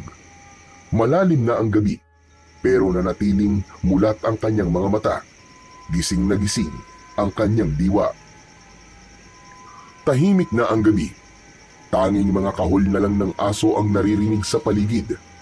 Hanggang sa may narinig siyang kaluskos. Mahina yon, parang ingat na ingat sa pagkilos. Mabilis siyang napatayo at agad na nagtago. Sinilip niya kung sino pa ang gising ng mga oras na yon. Doon niya nakita ang isang anino na naglalakad. Walang direksyon ang tingin nito at parang walang buhay kung gumalaw. Siya? Anong ginagawa niya rito? Nakilala niya ito, ang babaeng dayo. Hindi siya makapaniwala sa kanyang nakita. Parang wala ito sa sarili, waring nasa ilalim ng kung anong hipnotismo. Sinundan niya ito, dahan-dahan, ingat na huwag makalikha ng ingay. Ang direksyon ng babae, patungo sa bakanting lupang malapit sa ilog. Isang lugar na kinaiinisan, kinatatakutan at kadalasang iniiwasan ng mga taga-baryo. Ang lugar kung saan itinatapon ang mga sanggol na walang pangalan. Yung mga hindi na piniling isilang, yung mga dinala sa mundo pero hindi pinanindigan. Yung mga iniwan, inabandona hanggang sa mamatay sa gutom, lamig o takot. Lahat ng taga ron alam ang istorya ng lupain yon, kaya walang pumupunta sa lugar na yon. Pabilis ng pabilis ang tibok ng puso ng binatilyo habang sinusundan pa rin ang babae. Alam niyang hindi na lang kutob at masamang hinala ang kanyang nararamdaman. Sigurado na siyang may mali sa babae. Anong gagawin niya dito? Mula sa kanyang pwesto, tanaw na tanaw niya ang babae. Nakatingin sa tubig. Parang umaawit ito pero mahina lang. Hindi maintindihan ni Ismael ang sinasabi nito, ngunit malinaw sa kanyang hindi pangkaraniwan ang inaawit ng babae. Bigla itong lumusong sa tubig. Lumubog ito sa gitna ng ilog. Nakasilip pa rin ang binatilyo. Tahimik. Halos hindi na humihinga. Ilang segundo na ang lumipas. Walang gumagalaw. Wala ring kakaibang tunog kundi ang mahina at kalmadong tubig. Natakot si Ismael. Naisip niyang baka nagpakamatay ang babae. Lumapit siya sa may ilog at pilit na tinatanaw ang lugar kung saan ito lumubog. Isang minuto pa ay nagpasya na siyang tatalon na rin sana sa tubig. Ngunit biglang may umahon, pero hindi na ito ang parehong babae. Napaatras ang binatilyo. Nanlaki ang kanyang mga mata sa kanyang nakita. Napakagat sa kamay para hindi makalika ng sigaw. Nagulat siya at natakot sa kanyang nakitang nilalang. Ang kalahating katawan nito mula sa bewang paakyat ay naging kulubot na ang balat at may mga kaliskis. Ang ibabang kalahati naman ay hindi na tao. Isang dambuhalang buntot ng ahas ang pumalit sa kanyang mga paa. Makapal, madulas at kumikislot sa tubig. Nakatalikod ito sa kanya. Nanginig ang mga tuhod ni Ismael pero pinilit niyang humakbang palayo sa nilalang. Muli siyang nakapagtago sa likod ng isang puno. Ang babae sa kanyang paningin ay tila isang nilalang na mula sa alamat. Kalahating babae, kalahating ahas. Sigurado na siya, ito na nga ang ulog na ipinakita sa kanya ni Lolo Berto na dating nakalibing sa gubat. Hindi maaari ito. Gising na siya. Gising na ang ulog. Napatitig si Ismael sa aswang na nasa kanyang harapan. Nakita niya itong kumilos. Itinaas ang kamay nito sa langit at muling bumigkas ng isang dasal. Ang tinig nito ay malalim at parang may sumasabay na di lang dalawang tinig kundi marami. Parang boses ng ilang kaluluwang sabay-sabay na nagdarasal. Nagtakip ng tenga ang binatilyo. Ano to? Ano to? Diyos ko! Ano tong ginagawa niya? Habang nagpapatuloy ito, biglang gumalaw ang lupa. Sa ilalim ng malabnaw na putik, may isang kamay na umusli. Maliit pero matalas sa mga kuko. Dahan-dahan itong umangat sa lupa. Isang maliit na nilalang, parang bata, pero may kahindik-hindik na anyo. Maputla ang balat, kulay abo, parang bangkay. Ang mga mata nito ay namumula. Ang bibig ay punong-puno ng matutulis na ngipin. Halos hindi kasya sa maliit nitong bibig, kaya't nakabuka ito na tila laging galit. May maliit din itong mga sungay sa gilid ng ulo, at ang paghinga nito ay parang huni ng pusa na paos at galit. Gumapang ito palabas ng hukay at lumapit sa ulog. Ngumiti ang babae nang makita niya ang tiyanak na nasa kanyang tabi. Itinuloy ng matandang babae ang kanyang pagdarasal, at si Ismael naramdaman ang biglaang pagbigat ng hangin. Gumuhit sa langit ang matatalim na kidlat. Animoy parang galit na galit. Humigpit ang hawak niya sa kanyang dibdib at hindi niya alam kung ano ang gagawin. Maya-maya pa ay narinig na niya ang mumunting kaluskos, at sa muli niyang pagsilip, nakita niya na ang sunod-sunod na pagbangon ng mga patay na sanggol. Diyos ko! Ang daming tiyanak! Maingat na umatras ang binatilyo, halos hindi na humihinga. Ilang sandali pa ay nakalayo siya sa lugar na yon. Umakbo siya ng ubod bilis. Hindi na niya ininda ang mga sanga na tumatama sa kanyang muka o ang mga tinik na bumabaon sa kanyang mga paa. Diretso siyang tumakbo, basang-basa at nilalamig, habang sa loob niya ay nananalangin siya na sana ay hindi siya sinundan ng mga halimaw. Mas binilisan pa ng binatilyo ang pagtakbo. Halos mawalan siya ng lakas habang binabaybay ang madilim at maputik na daan. Isa lang ang naisip niyang puntahan ng mga oras na yon. Yun ay walang iba, kundi si Aling Celia. Sa wakas, ligtas siyang nakarating sa bahay ng babae. Nanginginig ang kamay niya habang sunod-sunod na kumatok. Aling Celia! Aling Celia! Buksan niyo po ang pinto! Ilang saglit ay bumukas ang pinto. Gulat na gulat si Aling Celia nang makita ang binatilyo. Basang-basa, maputik at takot na takot.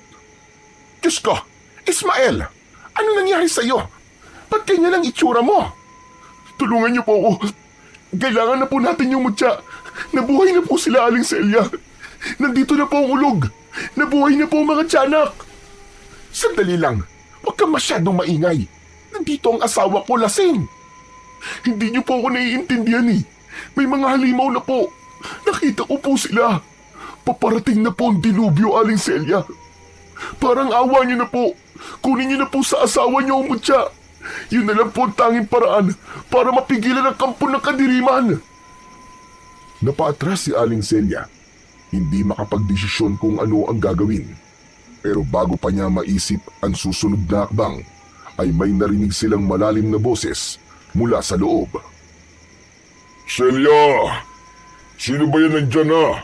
At bakit tayo ginagambala sa 10 oras ng gabi? Sino ba yan?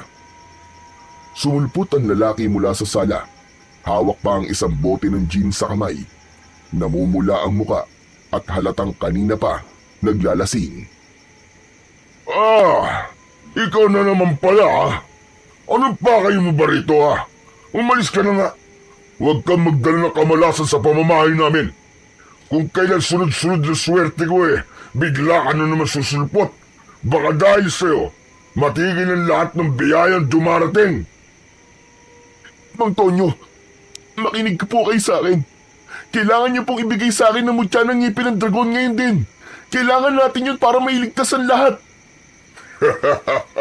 Siraulo ka ba? Bakit ko naman nabibigay sa'yo ang bagay na nagbibigay ng swerte sa akin, Alam mo ba simula ng kunin ko to, ay naging sunod-sunod na ang panalo ko sa sabong? Kaya bakit ko ito ibibigay sa'yo? Siraulo ka pala Nasa iyo talaga ang ngipin ng dragon, Tonyo. Anong ngipin ang sinasabi mo? Ang kinuha ko, yung gintong pangil na pampaswerte. Anong pampaswerte? Malas ang bagay na yan, Tonyo. Paano mo nakuha yan? Nagsimulang magkwento si Mang Tonyo. Ayon sa kanya, nagsimula ang lahat ng mapag-usapan nilang mga sabungero ang tungkol sa mga anting-anting na pampaswerte at kung ano-anong kababalaghan. Hanggang sa napunta ang usapan tungkol sa gintong pangil na nakabaon sa libingan na nasa gitna ng gubat. Galing umano ang impormasyon sa isang matandang baliw. Dito nila narinig ang tungkol sa pampaswerteng anting-anting. Habang ang iba niyang kasama ay natatawa at nagsasabing kwento lang yon ng mga lasing, si Mang Tonyo ang sumeryoso dito. Tinandaan niya ang bawat detalye ng kwento, kasama na dito ang lokasyon. Kaya naman, kahit takot sa patay o sa mga multo, pinuntahan niya ang lugar na yon. Ani ay walang tao ang aasenso sa takot. Dala ang sako, itak at asarol. Tinungo niya ang libingan. Matagal din siyang naghanap, pero hindi siya tumigil. At sa wakas, nang makita niya ito, agad niyang hinukay at nakita nga niya ang kwintas na nagbibigay ng swerte. Natakot siya sa nakaigang bangkay na naroon, pero binaliwala lang niya. Mabilis niyang hinablot ito at saka tumakbo pauwi. Simula noon, nagmistulang gumanda ang kapalaran ni Mang Tonyo. Palagi na siyang nananalo sa sabong. Bakit niyo po ginawa yun, Mang Tonyo? Alam niyo po bang dahil po doon, nabuhay po ang ulog? Anong ulog-ulog ang pinagsasabi mo? Umalis ka nga dito at baka maupakan pa kita. Tonyo, pakinggan mo muna si Ismael. Paano kung totoo ang sinasabi niya? Ano? Ikaw din, naniniwala ka sa pulubing baliw na yan? Wala kang magulang yan eh. Tapos ngayon, wala na ring utak. Totoo po ang sinasabi ko, Manong Tonyo. Nung kunin niyo po ang mutya na yan, na wala ang kapangyarihang pumipigil sa alimaw na magising. Ngayon bumangon na siya. Naroon siya sa bakanting lote doon sa tabing ilog. Nakita ko po mismo. Yung babaeng kalahating ahas. Binuhay niya po ang mga sanggol na nakalibing doon. Yung mga sanggol na naging mga tiyanak. Ibigay niyo na po sa akin ang mutya. Parang awa niyo na po. Nanganganib tayong lahat. Nanganganib po ang buong baryo. Ano ngayon kung totoo? Anong kinalaman ko dyan ha? Kung may kakayahan ang mutya na to na proteksyonan ang sarili ko, aba hindi mas lalong hindi ko to ibibigay sa'yo. Ano ko, Hilo? Ano naman magagawa mo? Isa ka lang binatilyo na wala silbi. Pulubi ka lang. Aba, sandali lang naman, Tonyo. Huwag ka naman ganyan magsalita sa kanya. Ano ka ba naman, Celia? Huwag mo lang ipagtanggol ang siraulong niya, kanina ka pa. Kung gulpihin kaya kita, gusto mo? Huwag po. Huwag po, Mang Tonyo. Huwag niyo po sasaktan si Aling Celia. Ako na lang po nakikiusap. Ibigay niyo na po sa akin ang kwintas. Ba't makulit ka talaga, no? Wala akong ibibigay sa'yo. Lumayas ka na nga dito. Kung hindi niyo po ibibigay yan, ako na lang po ang kukuha. Dali-daling sinugod ng binatilyo ang lalaki para agawin ang kwintas. Nagkagulo sila bigla. Nahulog ang bote ng alak. Si Tonyo, agad na sinuntok si Ismael. Tumilapon ito sa saig. Duguan ang labi. Tonyo! Tonyo, tama na! Tigilan mo siya! Hindi ka ba nahihiya sa sarili mo? Pati bata ay pinapatulan mo! Tumigil ka, Celia. Kung gusto mo, sumama ka na sa kanya. Sige, lumayas kayong dalawa. Hindi ko kayo kailangan. Habang galit na galit si Mang Tonyo, hindi niya namalayan na hinablot na ni Aling Celia ang kwintas mula sa kanyang leeg. Nang ibaling ni Mang Tonyo ang atensyon niya kay Celia, huli na, nakita niya itong hawak-hawak na nito ang mutya. Anong ginagawa mo, Celia? Ibalik mo sa akin yan! Ibalik mo, sabi! Hindi ko na kayang suportahan niyang katarantaduhan mo, Tonyo. Sawang-sawa na ako. Ayoko na maging parte ng kasakiman mo. Celia, ibalik mo sa akin yan. Alam mo ba lahat ng meron tayo ngayon ay dahil sa anting-anting na yan, ha? Hindi. Hindi ko alam. Pero dahil ikaw na rin ang nagsabi, mas lalong alam ko na mali ito. Hindi ko na maaatim ang ginagawa mo. Alam mo ba dahil sa bagay na to, nagbago ka? At habang tinitignan kita ngayon, hindi na ikaw yung lalaking pinakasalan ko. Tama na po, Mang Tonyo. Wala po akong masamang gagawin. Ang mutya po na yan ay gagamitin lang po natin para mailigtas ang baryo laban sa aswang na ulog. Wala akong pakialam kung anong klase ng dilubyo ang dumating. Ibalik mo sa akin yan, Celia. 1, 2. Huwag mo nang paabuti ng 3. Kundi ano? Sasaktan mo ko? Papatayin mo ko? Ganyan ka na ba talaga? Wala ka ng konsensya. Aatin mong may mamatay na dahil lang sa anting-anting na ito. Ipagpapalit mo ang buhay nating lahat para lang mapasayo ang mga bagay na gusto mo. Akin na yan. Ibalik mo sabi sa akin yan eh. Eto Ismael, kunin mo kwintas. Gawin mo ang tama. At sana, magtagumpay ka sa pagliligtas sa baryong ito. Agad na umalis si Ismael. Hawak-hawak ang mutya.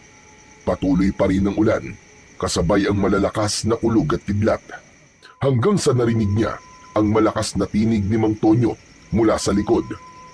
Isinusumpa kita, Ismael! Huwag kang magpapakita sa akin, kundi papatayin kita! Papatayin kita! Hindi na siya lumingon. May mas mahalaga siyang bagay na dapat tapusin. Samantala, sa loob ng bahay, halos hindi na makagalaw si Aling Celia nang dahil sa takot. Nanginginig ang kanyang mga kamay habang pinipigilan ang luha. Pabalibag na isinara ni Mang Tonyo ang pinto. Tumitig siya kay Aling Celia, matalim at nakakatakot. Bakit ginawa mo sa akin to, Celia? Niloko mo ko. Ninakawan mo ko ng isang bagay na nagbibigay sa atin ng swerte. Lumapit siya. Mabigat ang bawat takbang at napapaatras naman si Aling Celia hanggang sa marating ang dingding. Ginawa ko yon kasi yun ang tama. Hindi ko na kayang panoorin kang tuluyang lamunin ng kasakiman. Dahil sa mutya na yon, mas naging suga pa ka sa sugal, sa alak, at pati sa babae. Anong babae? Linawin mo nga yung sinasabi mo. Huwag ka na magkaila. Alam ko lahat ng mga ginagawa mo, Tonyo. Pati yung kababuyan na ginagawa niyo sa bodega sa karinderya. Kaya wala akong pakialam kung sakali mang malasing ka ulit kasi wala na sa iyo ang mutya. Mas okay nga yun eh. Kapag wala ka ng pera, titigil ka na sa kakasugal mo. Titigil ka na rin sa mga pambababae mo.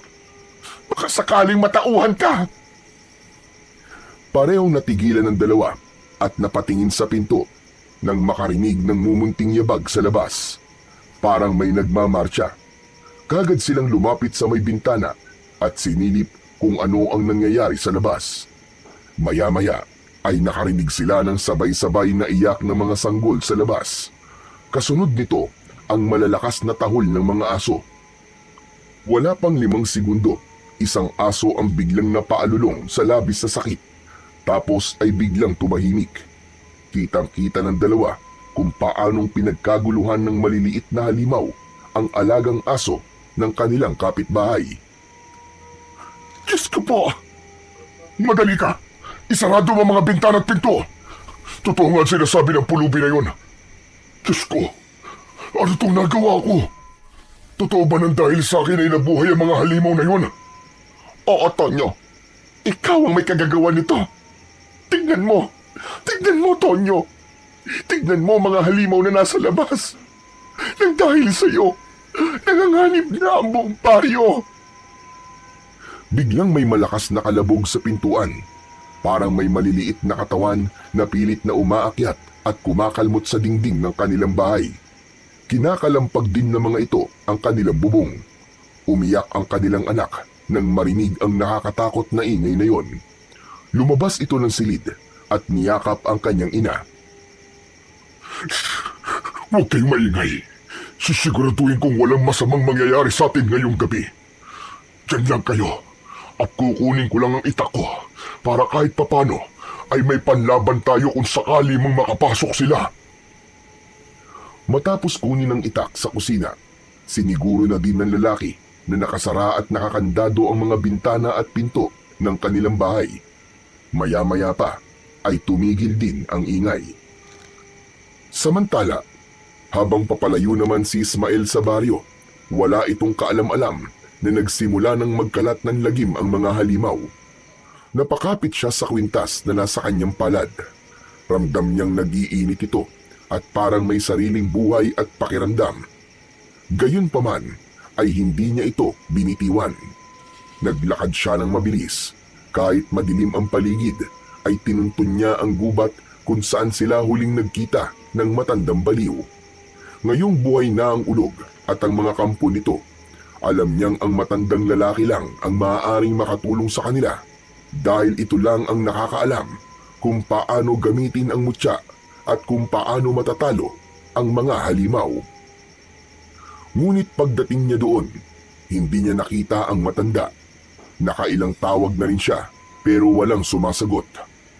At nang tignan niya ang libingan, totoo ngang wala na doon ang nakita niya noong bangkay. Dahil sa matinding pagod, napaupo na lang ang binatilyo at isinandal ang likod sa isang malaking puno. Nakatulog siya nang di namamalayan. Kinabukasan, sa unang pagputok ng araw sa baryo, naunang nagising si Aling Celia. Gaya ng nakasanayan niya, lumabas siya ng bahay para magwalis. Medyo nakakaramdam pa siya ng takot, pero dahil sumikat na ang araw, alam niyang ligtas na ang paligid sa oras na yon at wala nang banta ng aswang o anumang nilalang ng dilim. Ngunit paglabas niya, nagtaka siya sa amoy ng hangin, malansa at amoy dugo. Agad niyang nakita ang patay na aso sa harap ng bahay nila. Nang puntahan niya sa likod ang mga alaga nilang manok at baboy, ganun na lamang ang panghihinayang niya nang makitang patay na din lahat ang mga ito. Ang mga manok, nakita niyang ulo na lang ang mga ito. Tapos yung baboy, wakwak ang tiyan at nagkalat ang mga bituka sa lupa. Tonyo! Tonyo! Tonyo, lumabas ka rito, madali ka! Tingnan mo ito! Bakit? Ano yun? Ano bang? Naku po! Hayop na mga aswang na yun. Ito palang mga alaga kong pinagdiskitahan nila kagabi. Mga buwisit sila. Mga pweste. Ang mga panabong ko. Wala na. Hindi pa man sila nakakabawi sa gulat at panghihinayang ay may dumaan silang kapitbahay at sinabi sa kanilang may mga patay na tao silang nakita sa iba't ibang bahagi ng baryo. Nagkatinginan ang mag-asawa. Pinagpawisan sila ng malamig at si Mang Tonyo halos hindi na makahinga. Sunod-sunod nagsilabasan ang mga tao, kanya-kanyang sigawan at iyakan. Ang ilan, hinamna ng luha ang kanilang mga mata. May ilang nagsabi na nakakita sila ng mga halimaw kagabi at ilan sa mga ito ang binulabog at tinakot na mga halimaw na yon. Ayon sa mga tao, aswang ang sumalakay sa kanila ng gabing yun. Nabalot ng takot ang buong paligid. Si Mang Tonyo hindi na nakapagsalita. Tumingin siya kay Aling Celia. Umalis ito at sumunod siya. Tinignan kung ano ang nangyayari sa paligid. Pagkalipas ng ilang sandali, umuwi na ang mag-asawa. Sabi ko naman sa iyo, Tonyo mali talaga na kinuha mo, mutya. Akala ko swerte lang ang makukuha natin sa bagay na yun eh. Hindi ko naman talaga inakalang ganito ang mangyayari. Anong gagawin natin ngayon, Tonyo? Hindi ko alam, Celia. Wala akong ideya sa kung anong pwede natin gawin. Pero mabuti pa, ay umalis na tayo dito. Magsimula na lang tayo ng panibagong buhay sa ibang lugar. Ano? Naririnig mo ba yung mga pinagsasabi mo, Tonyo? Ikaw ang dahilan nito. Tapos iiwan mo lang ng ganito. Wala ka ba talagang konsensya? Sabihin mo na kung anong gusto mong sabihin. Pero ang importante sa akin ang buhay natin. Lalo na ng anak natin. Teka, nasaan na pala yung bata? Baka nandun sa kwarto niya natutulog. Parehas nilang pinuntahan ng kwarto ng kanilang anak. Pero sa kasamaang palad, wala ito doon. Nagpalitan sila ng tingin.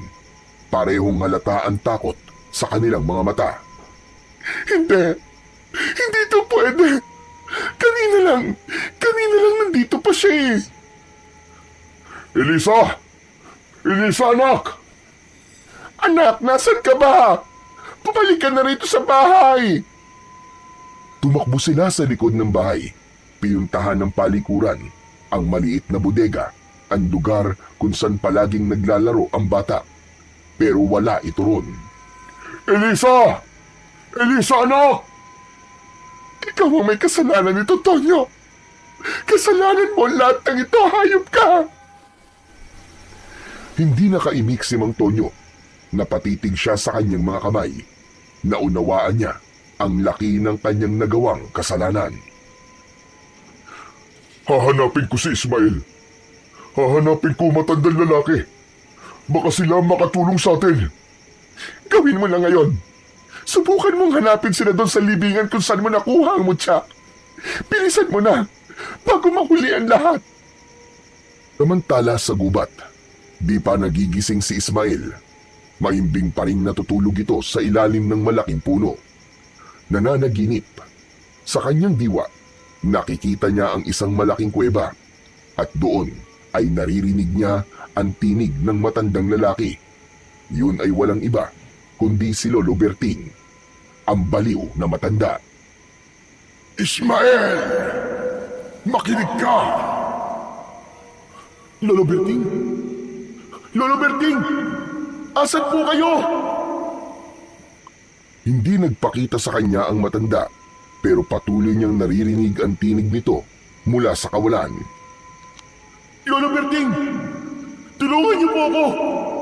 Nakita ko po, nagising na po ang ulog. Baka patayin niya po ang mga tao sa baryo. Ano pong kailangan kong gawin, Lolo Berting?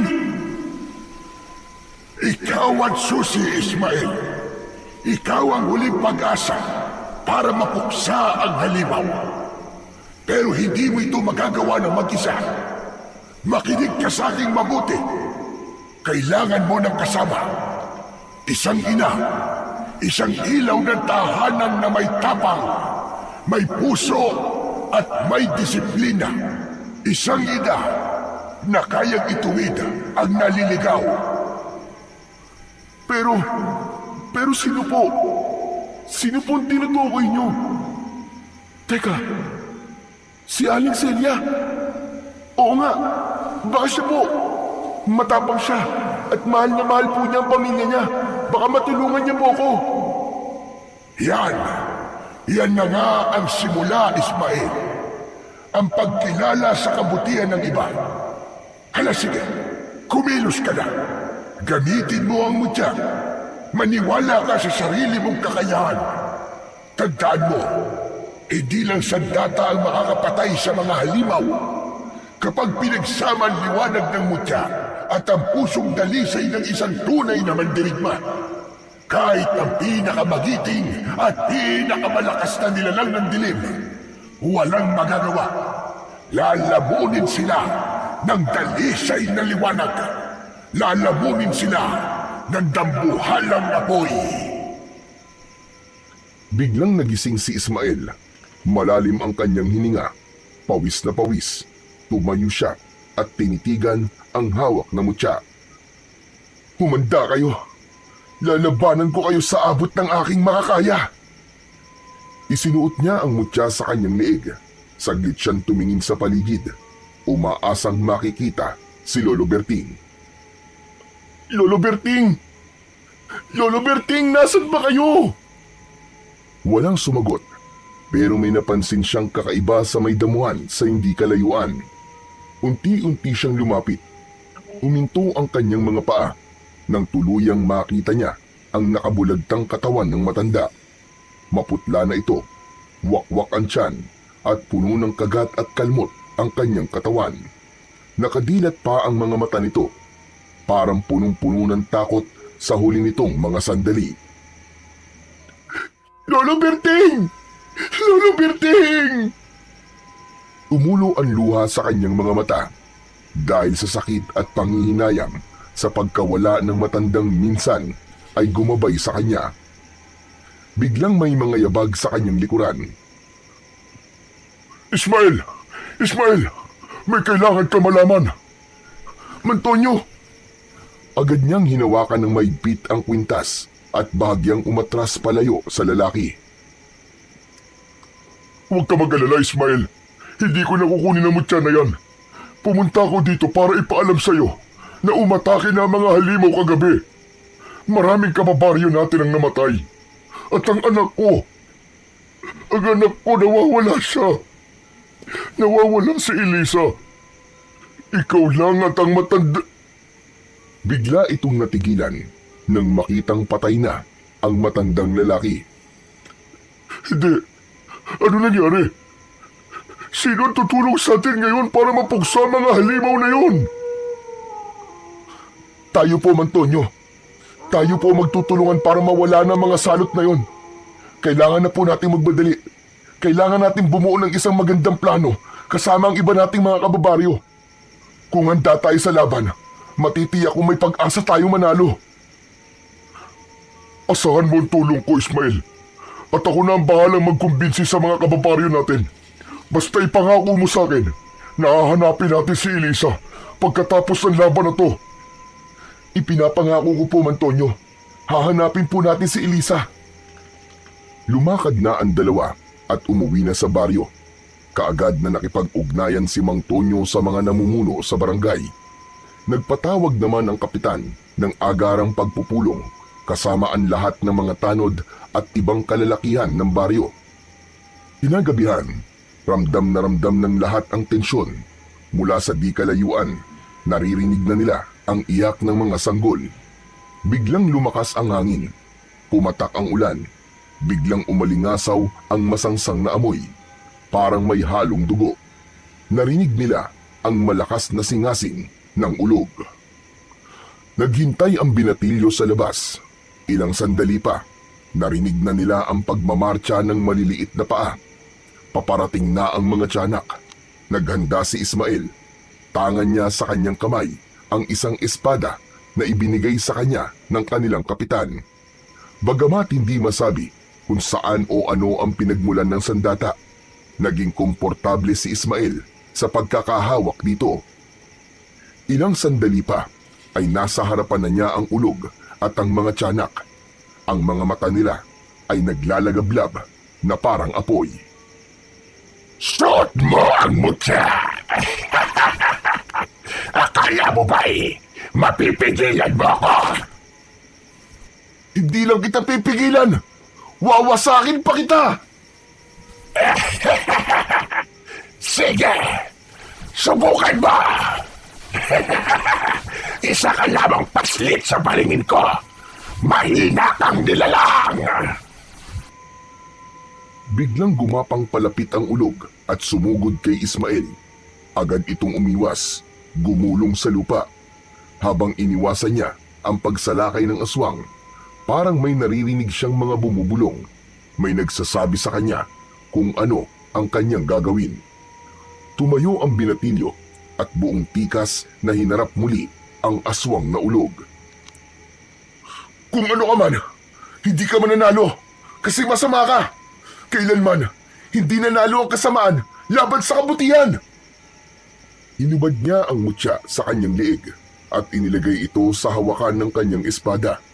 Itinaas niya ito nang nakaturo sa langit at pagkatapos ay itinutok ito sa aswang na ulog. Mula rito, kumawala ang isang bugso ng liwanag. Tumama ito sa katawan ng aswang. Napasigaw ito sa labis na sakit. Nagsimulang mabulok ang balat nito pero mabilis din itong umatras. Inutusan itong sumugod ang kanyang mga kampod na tiyanak. Tumakbo ang mga ito papalapit kay Ismael. Handang pagpiestahan ang payat na katawan ng binatilyo. Nasaktan siya sa unang bugso ng paglusob. Isang tiyanak ang kaagad na kumagat sa kanyang braso. Isa pa'y humablot sa kanyang damit at kinalmot ang kanyang dibdib. Nanginig siya sa sakit pero nanatili siyang matatag. Hindi niya magawang saktan ng mga maliliit na nilalang dahil yon ang ibinubulong sa kanya ng tinig. Mula sa loob ng kabayan ay lumabas ang mga tao, kabilang na si Aling Celia. May bitbit itong pamalo sa kanyang mga kamay. Hoy! Mga pasaway na bata kayo! Tigilan nyo na yan! Huwag kayong manakit! Umayos kayo! Isa! Dalawa! Tila isang himala naman ang sumunod na nangyari. Binitiwan ng mga tiyanak si Ismael at isa-isang nagsipag-atrasan. Parang mga batang nahuling gumagawa ng kalokohan. Parang mga batang natakot ang mga tiyanak. Yumuko sila at nagsimulang umiyak. Hindi lang dahil sa sigaw ni Aling Celia, kundi dahil may naramdaman silang hindi nila maipaliwanag. Isang takot na may halong lungkot. Mga walang silbi! Mabilis na sumugod ang aswang na ulog, mas mabigat at mas mabilis kaysa kanina. Ngunit sa pagkakataong yun, hindi na nagpabaya pa si Ismael. Mabilis niyang itinaas ulit ang kanyang espada. Nakaturo sa langit at mula sa dulo nito, isang nakakasilaw na liwanag ang kumawala. Himalang tila biglang nagliwanag ang langit. Tumigil ang ulan, nagsimulang gumalaw ang mga ulap at sa gitna ng liwanag, nagpakita ang isang gintong dragon. Bumaba ang dragon mula sa langit at unti-unting nag-anyong gintong liwanag. Ang liwanag ay bumalot sa buong katawan ni Ismael. Napapikit siya sa sobrang lakas ng enerhiya. Nang dumilat siya, nakalutang na siya sa ere. Kasabay nito ay ang biglang pagbabago ng anyo ng mutya. Naging gintong apoy ito at kumalas mula sa espada. Dumapo ito sa kanyang kamay. Sa pagkakataong yun ay binitiwan na niya ang kanyang espada. Ramdam ni Ismael ang panibagong lakas at naging mas matalas na rin ang kanyang pandama. Sumigaw ang aswang na ulog. Hindi ito umatras. Lalong tumindi ang galit sa kanyang muka. Inilabas nito ang mahahaba niyang mga kuko at tinangkang kalmutin ang muka ni Ismael. Ngunit mabilis ang ginawang pag-iwas ng binatilyo. Muling sumugod ang ulog. Hinampas nito si Ismael gamit ang kanyang mahabang buntot. Tinamaan ang braso ni Ismael at tumilapon siya. Tumama sa isang malaking puno. Napayuko si Ismael, napangiwi ng dahil sa sakit, pero hindi siya sumuko. Dahan-dahan siyang tumayo. Nagsimulang magliyab ang gintong apoy sa kanyang mga kamay. Pinikit niya sandali ang kanyang mga mata, saka malakas na sumigaw.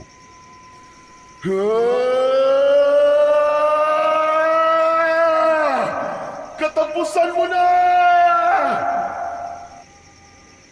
Itinapat ni Ismael ang liwanag sa kanyang dibdib. Agad itong pumasok at tila naging bahagi na ng kanyang katawan. Ang kanyang mga mata ay nagliwanag, naging tila dalawang bola ng naglalagablab na apoy. Muli siyang lumutang sa ere, balot ng gintong liwanag ang kanyang buong katawan. Sa isang iglap, sinugod niya ang aswang na ulog.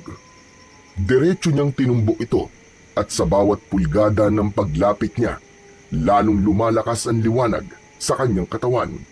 Nasisilaw ang lahat, halos hindi nila makita kung ano ang nangyayari sa laban. Samantala, inihanda naman ng binatilyo ang kanyang kamao. Isang malakas na suntok ang binitiwan niya sa dibdib ng aswang na ulog. Isang malakas na sigaw ang binitiwan ng halimaw. At sa huling pagkakataon, natupok ang ulog. Walang natira, kundi abo. Unti-unting nawala ang liwanag sa katawan ni Ismael. Mula sa ulap, muling lumitaw ang gintong dragon. Umikot ito sa ere at dahan-dahang bumaba. Inikutan nito ang mga tiyanak at sa bawat pag-ikot, naglalabas ito ng banayad na ilaw na tumatama sa mga nilalang. Isa-isang nagbago ang kanilang mga anyo. Mula sa anyo ng nakakatakot na nilalang, naging tila mumunting anghel sila na may mapayapang mga muka. Napaiyak ang lahat ng mga nanay at tatay ng baryo. Hindi nila napigilang lumapit at panoorin ang mga kaluluwang unti-unting humihiwalay sa mga katawan. Isa-isa silang sumakay sa likod ng dragon. Tahimik ang lahat habang tumataas ang dragon. Dala-dala ang mga kaluluwa ng mga sanggol. patungo sa langit. Ayon sa paniniwala ng mga matatanda noon, ang dragon ay isang uri ng espiritu na tagahatid ng mga kaluluwa sa mas magandang lugar. Nang tuluyan ng nawala sa paningin ang dragon, sama-samang inilibing ng mga taga-baryo ang mga buto at labi ng mga sanggol. Inilagak nila ito sa maayos na libingan, dinasalan at nagsindi ng kandila bilang pamamaalam. Pagkatapos nito ay naglakad-lakad si Ismael kasama ang mag-asawang Celia at Tonyo. Hinahanap nila si Elisa, isang matandang babae na naninirahang mag-isa sa kubo. Malayo sa mga kapitbahay ang tumawag sa kanila. May kapansanan ito sa paa at halatang hirap na sa katawan. Sinabi nitong nasa kanya ang bata. Nagulat naman ng mag-asawa. Lumapit sila at nakita ang kanilang anak na ligtas. Kwento ng matanda, nakita niyang naligaw sa lugar niya ang bata. Agad niya itong pinatuloy sa bahay para alagaan habang wala pang naghahanap. Humingi ito ng tawad sa mag-asawa dahil hindi nito naisoli ang bata sa kanila dahil hirap siyang maglakad. Agad na nagyakap ang pamilya at nagpasalamat ang mga ito sa matanda. Mula ng araw na yon, nagbalik na ang katahimikan sa baryo. Nag-iba na ang tingin ng mga tao kay Ismael. Hindi na siya itinuring na malas. Madalas na siyang purihin ng mga tao. Niyayakap siya ng mga bata at tanggap na siya ng lahat. Nagbago na rin si Mang Tonyo. Nagsimulang lumambot ang puso niya at inamin ang kanyang mga pagkukulang. Hindi nagtagal, inampun nila ni Aling Celia si Ismael at itinuring bilang isang tunay na anak. Masayang masaya si Ismael sa lahat ng mga nangyari sa kanyang buhay. Tuwing gabi, palagi niyang tinatanaw ang langit sa direksyon kung saan umakyat ang gintong dragon. Palagi siyang nagpapasalamat dito at palagi niyang ipinagdarasal na sana nasa magandang lugar na din ang mga kaluluwa ng mga bata at ni Lolo Berting. Sa lahat ng mga kababalaghang nangyari sa kanilang lugar, may natutunan doon ang mga tao. Natutunan nilang ang pagmamahal ay may kapangyarihang baguhin ang puso ng kahit na sinong nilalang, tao man o halimaw. Simula noon, naging mas bukas ang mga taga-baryo sa isa't isa. Mas naging matatag ang samahan nila. Hindi na nila hinuhusgahan ang mga tao base sa pinanggalingan, itsura o katayuan sa buhay. Natutunan nilang makinig, magmahal at magpatawad. Si Ismael naman ay lumaking mas matapang, mas mapagkumbaba at punong-puno ng pag-asa. Ginugol niya ang buhay sa pagtulong sa iba. Nagamit niya ang kanyang mutya sa pagpapagaling ng karamdaman ng iba. Umatak sa mga tao ang alaala ng babaeng ahas, ang gintong dragon, at ang mga tiyanak na naging anghel, at syempre, ang binatilyong minsang tinatawag na malas, na sa huli ay naging bayani ng lahat.